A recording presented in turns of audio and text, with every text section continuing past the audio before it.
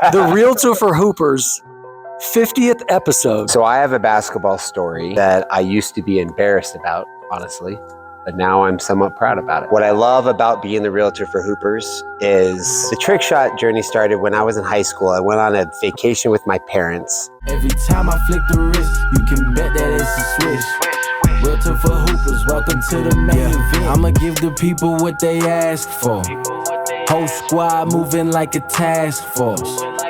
We move with military precision, accomplishing any mission. In 2020 division, just don't see no competition, don't see no opposition. We on top of the game, we not one and the same. I'm Stephen Curry, the range, I Allen out with the cross. I'm Kobe Bryant, the fade, I'm one that's calling the plays. Now what else more can I say?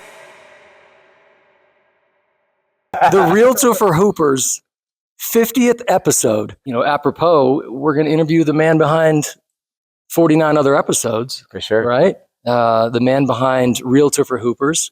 Got lots of questions to ask. Going to get into some good stuff. Yeah, let's dig into it. So first, we got to introduce these two guys because they didn't introduce themselves because they're not professional interviewers like maybe I am. But Nolan Ebel is the guy all the way on the right side of your screen. Center screen is Jason Nygren.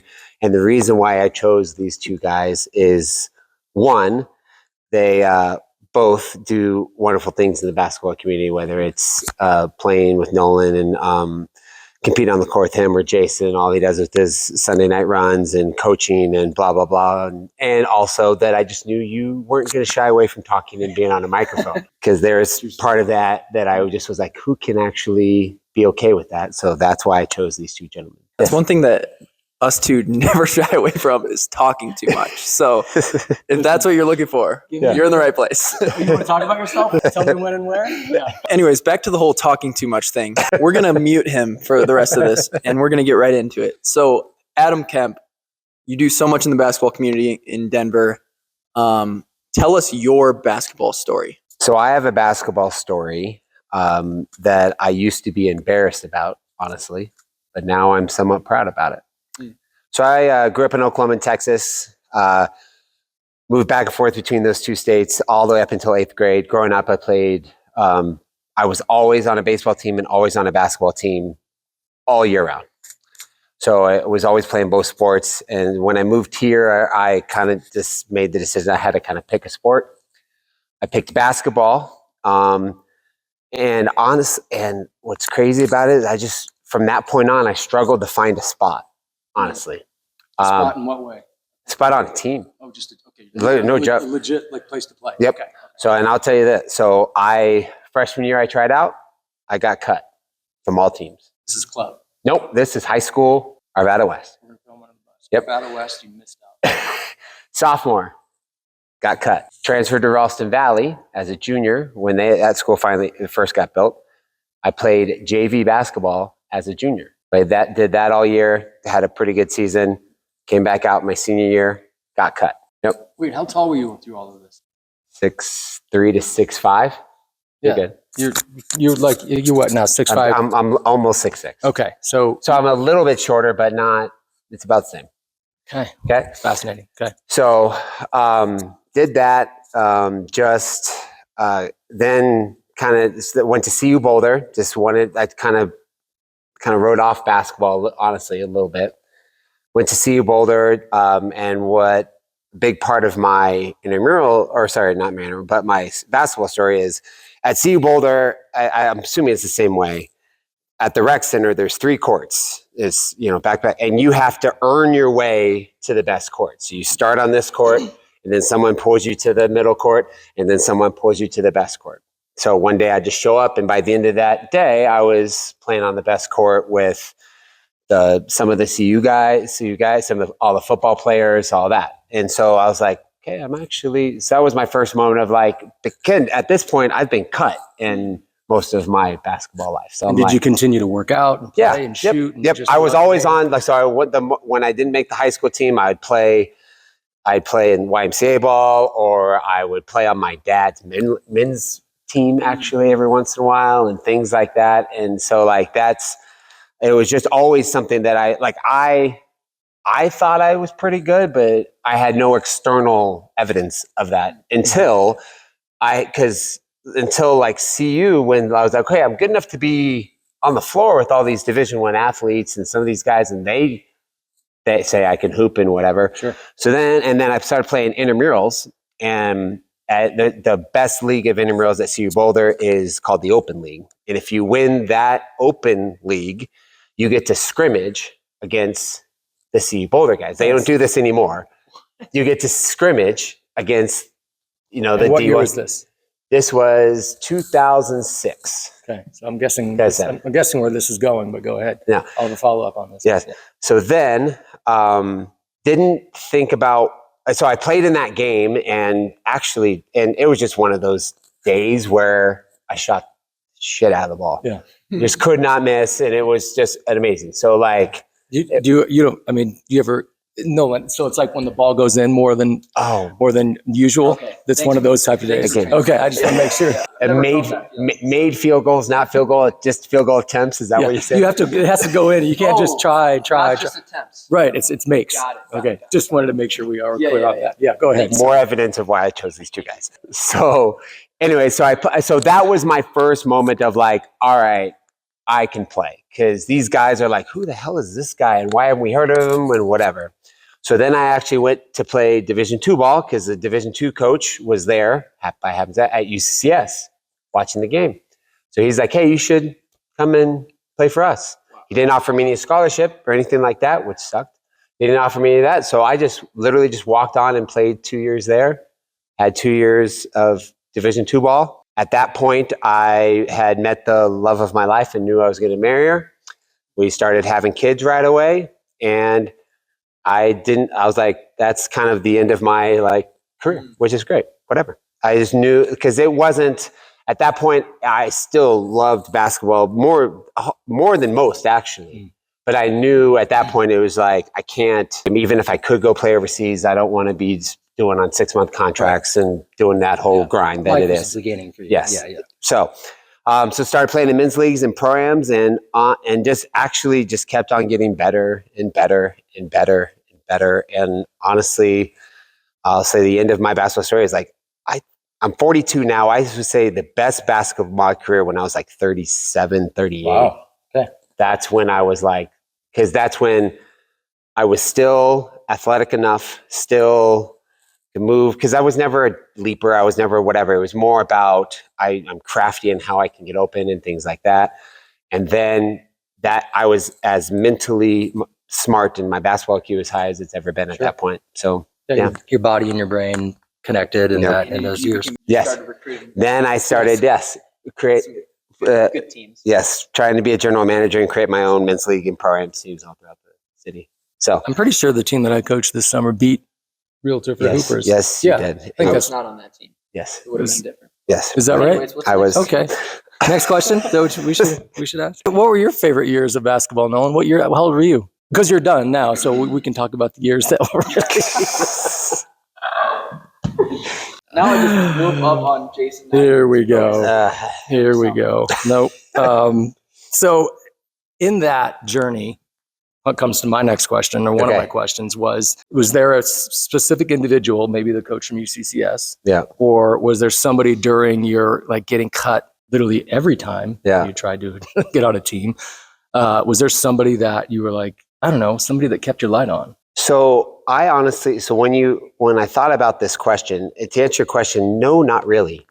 There is always this everyone that's actually been on the floor with me tells me I can play, but every coach, any authority figure in basketball never believed in me. So there was anybody like that. But I thought of two things. When I was 14, maybe a little bit younger than that, actually, I was playing pickup basketball with my dad. And my dad loved basketball, played pickup basketball until he was 50 and all of that. But he had more of a post game. Mm-hmm. And I was always moving around, shooting, tried to handle a little bit and whatever. And so there's this guy named Joey. And that's all I know about him. Joey, and this is in Houston, Texas, I think. Lines are open, Joey, if you want to call in. Yeah, somehow, some way you find me or whatever. That's great. I would really love to talk to you. But like I had a natural ability from the waist up to have a really good form and really be able to fit that. But my base of at that point when I was 12, 13, 14, whenever it was just complete crap. And I remember after one pickup round, he spent an hour with me. Like, this is how you step into a shot. This is how you're coming off and all that. And that is when like it unlocked the like actual craft of basketball for me.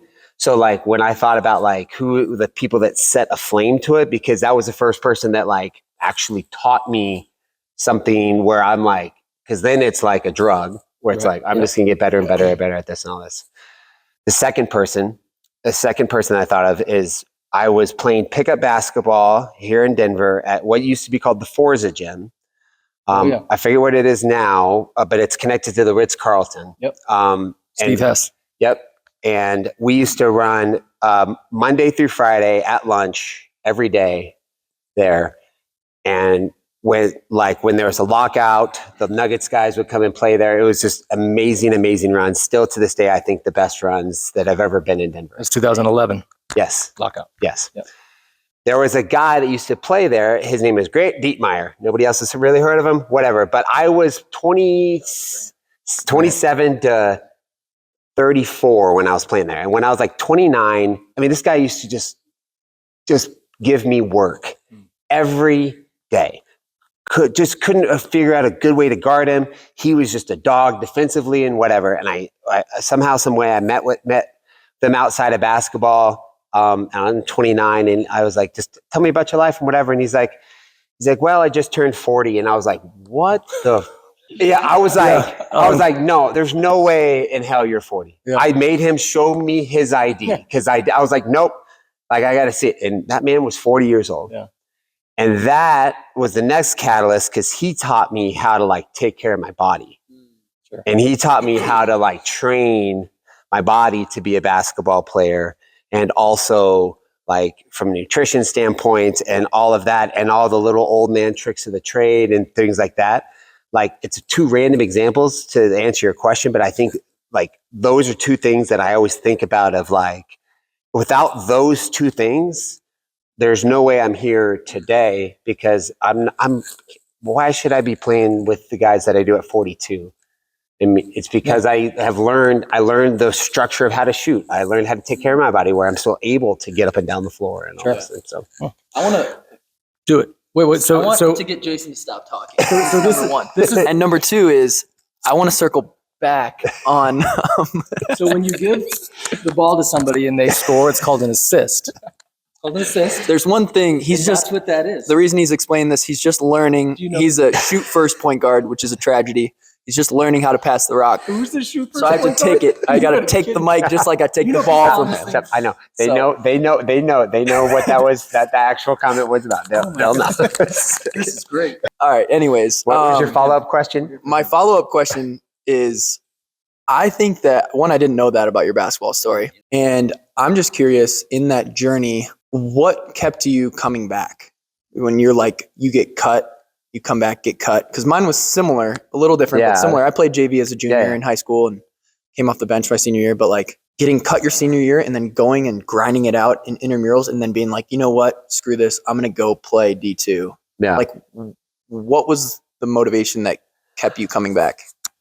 Honestly, I don't think it was anything besides just the core love of the game. Like, because I was always going to be playing.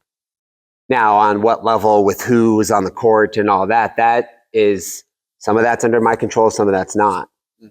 But I'm going to continue to play and hoop and whatever. And as it, like, every time, like not every time, but like most time I play, I'm like, man, everyone is telling me I can play. So it just kept me going of like, okay, like, for instance, Chris Copeland, I'll give you, is a guy that played at CU and whatever. So I'm playing with Chris Copeland, and Chris Copeland goes like, why aren't you playing anywhere right now? And I'm like, well, I got cut and I got whatever. And he's like, how? Like, so it'd be those type of things where I'm like, okay, it's just my story. So I'm just going to keep grinding, keep hooping. And some validation, probably, like you said, that's what that is, right? You had somebody, like, probably in your own mind, you're like, I'm good at this. What? there's a disconnect. I'm just going to keep going. Yep. And why stop? Yep. It's great. Yep. Love it. So kind of moving forward with your journey is, like we talked about, your influence on the basketball community, how much you give back. Yep. And now you've tailored it into a successful real estate career. Yep. Just looking back on that whole journey and where you're at now, is there any advice you would give to the younger version of you with ambition to be where you are now, or somebody else with dreams and ambitions to be where you are? My answer to that question would be you have to find something that's authentically you. What I love about being the realtor for Hoopers is everything you see on social media, every email that I send, where you see me face to face, every interaction that you see with me is just me. There's no part of it where I'm trying to be the Denver luxury agent or whatever. Like, Who isn't? do you know what I'm saying? Like, I'm not like, I am a realtor for Hoopers because I love basketball.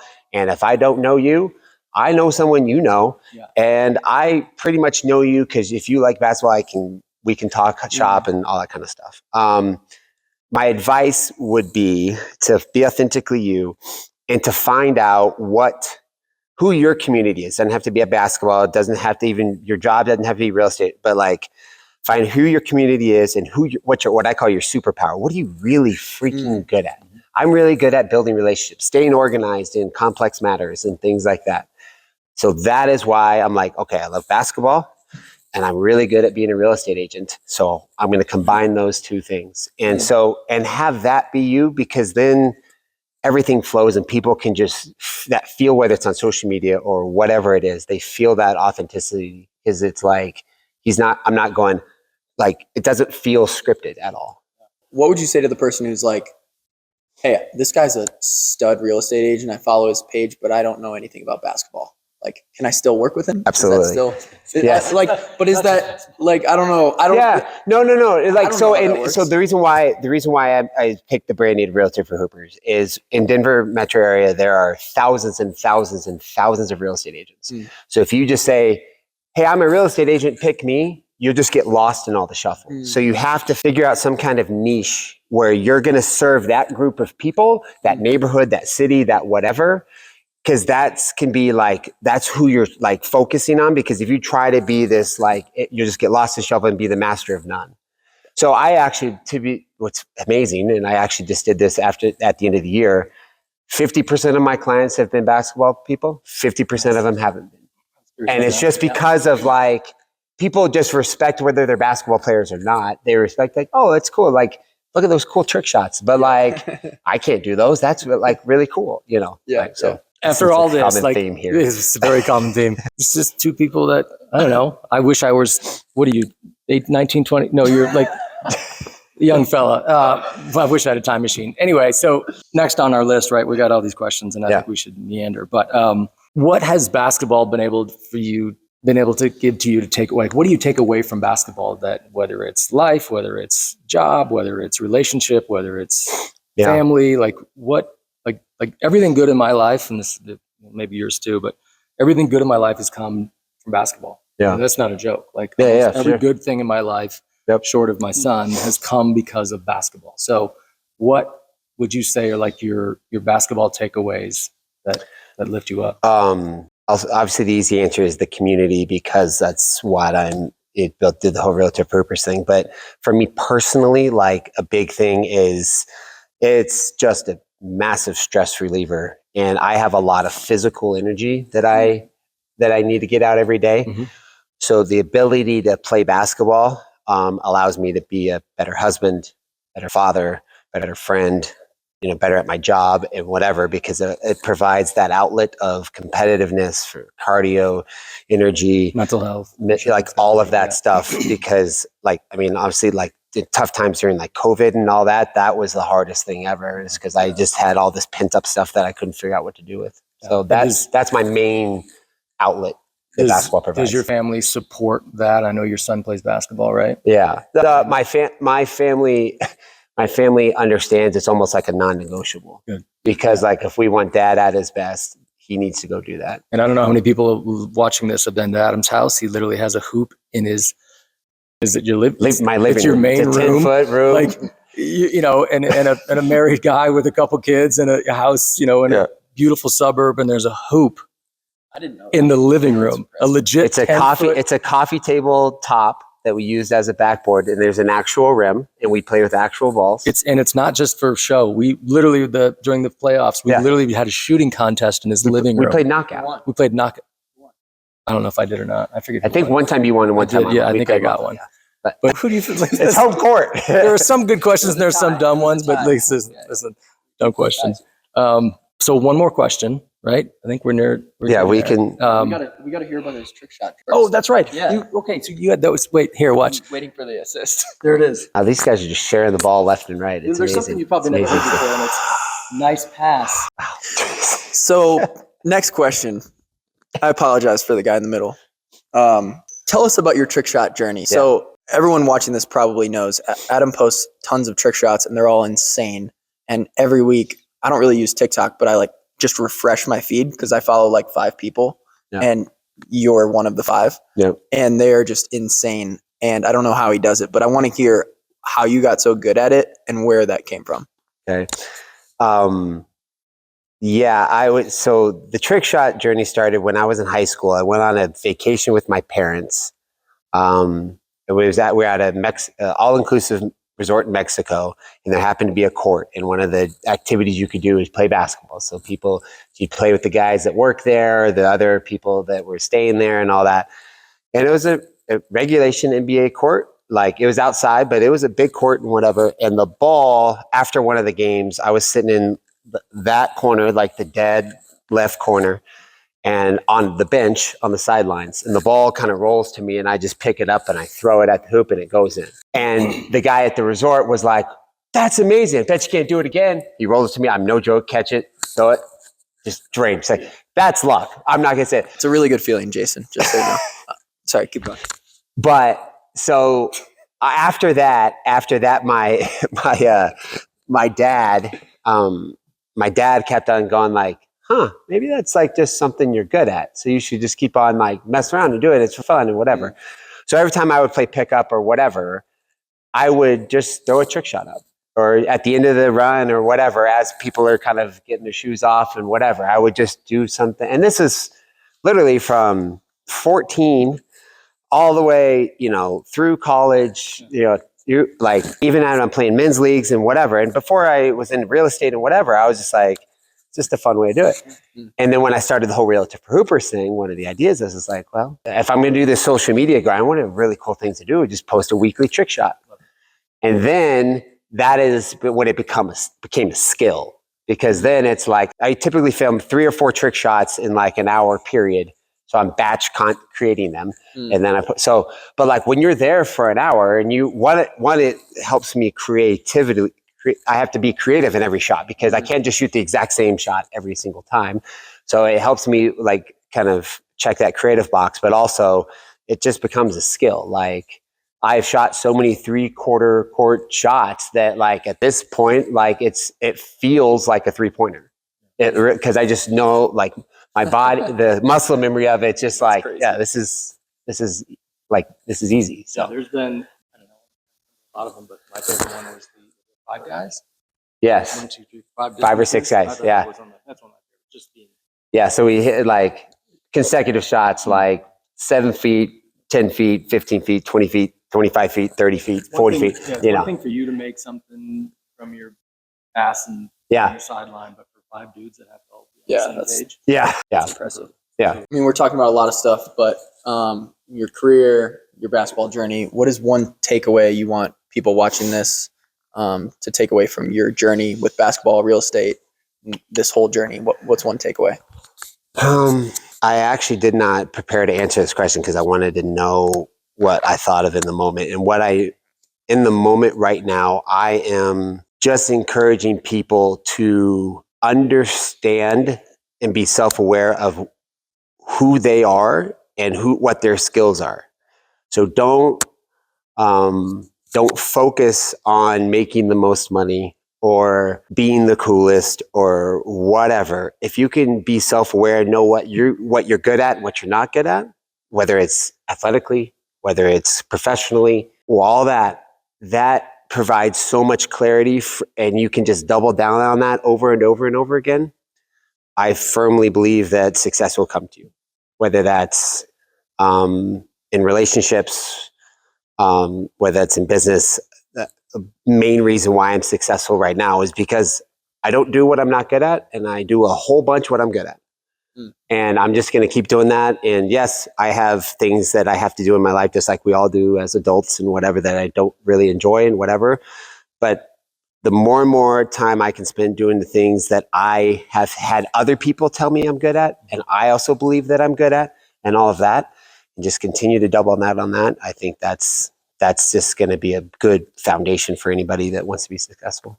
Yeah, I think you mentioned it earlier about being authentic to Realtor for Hoopers and Yeah. being authentic to who you are. And it reminds me of that statement that if you do something you love, you never work. Right? Yeah. It's not a job. And it reminds me of that, like you are doing what authentically you feel like is the right thing for you. You're going to be better at it. You're going to work harder at it. And you're going to pull in what I think is a really good basketball community. I've been in a couple other cities in my life, but the Denver basketball community is one of my favorites ever. And I know you're knee deep in it. So I appreciate you helping cultivate that. And yes, that's a compliment, Nolan. Thank you. No, that's beautiful. Love that answer. And yeah.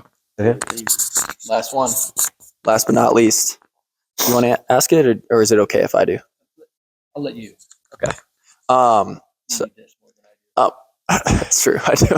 All right. Last question. Most important. All seriousness. What is your favorite thing about hoops? My favorite thing about basketball is, and I've said this in a couple of previous interviews that I've done, is a moment. Is a moment when you're at a new run or you're playing with people that you've never played with before, and you're just the new guy. And it's that moment where everyone on the court knows that you can hoop. Like that moment right there, because of my story, means so much to me. And I've been on so many different floors playing with guys at different levels, including all the way up to pros. And I always find a way to have that moment. And that moment is intoxicating to me, because it's just, there's a, hey, yeah, you're a good guy, like whatever. And then there's like you can actually, you know what I'm saying? Like Totally, that is my favorite. That one singular moment is my favorite thing about basketball. That's a great answer. I had moments like that in the gym where I'm 5-0, 100-0, but you walk out and somebody's like, "Oh, that was great," and it's a beautiful feeling. So yeah, for sure. That's 50. 50, man. In the can, 50 episodes. So at the end of this, I was going to kind of take over. So I'm going to take over. I got mine. You don't need that. So, I started this interview series because I wanted to give people a platform that, it's easy to know NBA guys' story and, guys that are in the public and more famous and whatever. But I think there's a lot of everyone can learn from individual stories of people you may have never heard of. And I started that because I just wanted to hear people's story, what their basketball story is. Why are they giving to the basketball community in their ways and all of that? Because I think we all can learn from other people's stories. And, 49 episodes in, it was like, it just made, not only it was just fun for me to do and fun for me to learn, but made me a better person. And it's been really rewarding to have a quote unquote platform to be able to interview these people. And I'm not just some weirdo that's saying, hey, can I, film an interview from, so it's been really amazing to do it. And hopefully I'll do another 50 episodes and keep on going. So I know each episode that comes out, it's whether I know them or I don't know them. It's like, oh, I can't wait to hear. Most of them I know of, but it's like, I can't wait to hear what this person's going to say, because I know them in certain ways or whatever, or just to hear their story. So I appreciate what you do. So, and I think just doubling down on that, I appreciate it too, because growing up in Chicago area, the basketball community is so established there. Yeah. And I think we've come a long way, and we have a really solid group of guys. We all kind of know each other or know of each other. And both of you guys are huge parts of that. So the podcast is cool because I can just learn from those guys that I see around, or maybe I've heard of, or things like that. And it's just bringing all of us together, and we're come a long way, but we still have a long way to go before we can rival a Chicago, New York, big market basketball community. So I just appreciate, as an ex-player, like all you've done and bringing us together. So thank you. Sweet. Well, thank you guys for interviewing me, and I hopefully you had fun. That's great. Appreciate it. And now we get to do a team trick shot. So look out for this trick shot we're about to do here. Let's go. This is gonna hurt.